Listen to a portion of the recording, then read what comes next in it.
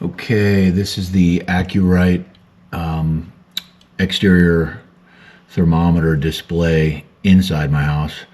So I just keep this in the kitchen here on the countertop, and when it's cold outside, when it's going below freezing, I'll put the temperature sensor that I have for it, and I believe you can get up to 2 or even 3 temperature sensors, but you'd need a different monitor screen that shows multiple sensors. When it gets freezing or close to freezing, I'll put the temperature sensor inside the drone spray rig and use it for that. But during the rest of the year, I just put it outside on my porch so that I can see what the temperature looks like outside. But as you can see right now, 7:20 in the morning, and it's 49 degrees inside the trailer outside and 31% humidity. And I'll take you outside and show you what I do interior for freeze protection.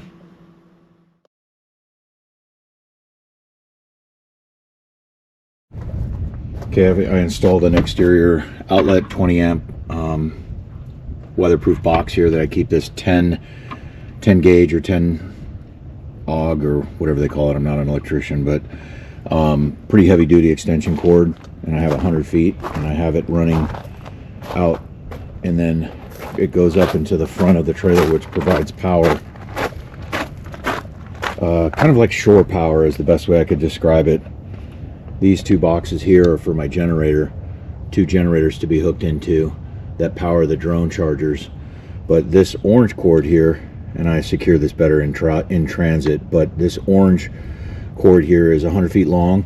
So when I back this into my driveway, which is kind of a long driveway down here, I can back it up, roll out that cord, and plug it in on that side panel there to be able to provide kind of 110 power to this trailer. So it works out good. We'll go inside. Okay, we're inside the trailer, the Vortex spray trailer, and what I do to winterize this, I don't know if you want to really call it winterizing, I just put a heater, one of these oil-filled radiator heaters here. They're like, I don't know, $100 or so from Lowe's or Home Depot. Doesn't matter the brand. I think they're safe. They feel, you know, if something tips over, I know there's tip over protection on most heating units, but what I do is I turn this unit on, and it's not on right now. This light would be on if it was, but I just have it set on the second setting, which is 1,000 watts or something like that. I think the max is 1,500 watts. And then I adjust the dial where I want the temp in here. And I plug this into what's called a thermocube, this device right here. And it's just a 2 outlet device, thermocube, and you can get them on Amazon. They're like, I don't know, under 20 bucks if I'm not mistaken. They might be 25. But once it gets below freezing, or below 35 degrees, I think it is, this radiator heater will, as long as it's in the on position, it won't turn the knob for you, but you set it in advance and it will turn on and heat the trailer. And so it's kind of an automatic freeze protection. Then when it gets up above 35 degrees again, it'll kick off. So you're not wasting energy just having this thing run. And it keeps it at the lowest temperature possible without freezing. When it gets really cold, which it did over the last week, we had really, with wind chill, below 0 freezing conditions, which is not typical per se here in south of Fort Worth, Texas, but it does happen. I mean, we had a really bad freeze back in, I think it was 21, that I'm sure the nation heard of. But anyway, this is what we do. We just put a second one in here, and this one I'll actually just leave on. I won't even put the thermocube on that one. I'll put this one on medium, leave it on, and then it's right next to these drones, or far enough away where it's not hot or it's going to melt anything. Trust me, I was stressed about that, but it's not. Sorry for the light in here, guys. It's not that great. And then we have our second drone here. But these tubes, all this stuff, rather than having to put antifreeze in them and, you know, flush them out and do that here, it just doesn't make sense for us because our season of freezing is not as long as it is in some areas of the country. So, and I'll be getting to work here. It's mid-January. I've got a job laid up for laying down some herbicide, some Resilon on a pasture, pre-emergent herbicide, and that's a common thing, kind of January, early February, or January 15 to February 15.